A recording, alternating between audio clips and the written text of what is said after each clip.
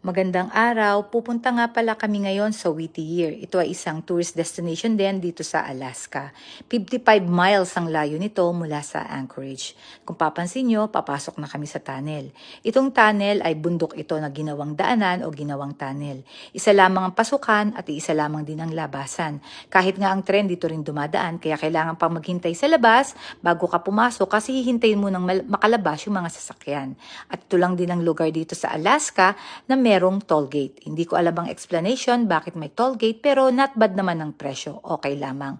At ang haba nga pala ng tunnel na to ay 3 miles. Pinabilis ko lamang yung video kaya sa tingin ninyo ay maunti lamang ang tinakbo namin. Pero inabot yan ng 8 minutes.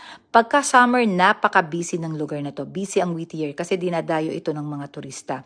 Mga cruise ship dito dumadaong at marami nagje-jet ski, marami nagka-camping, marami nagbo-boating at meron din nagpi-fishing.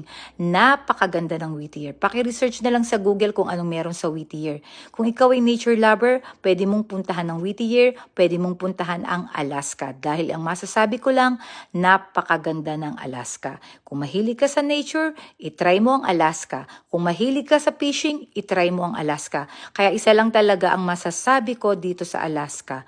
Wala pa ring tatalo sa Alaska.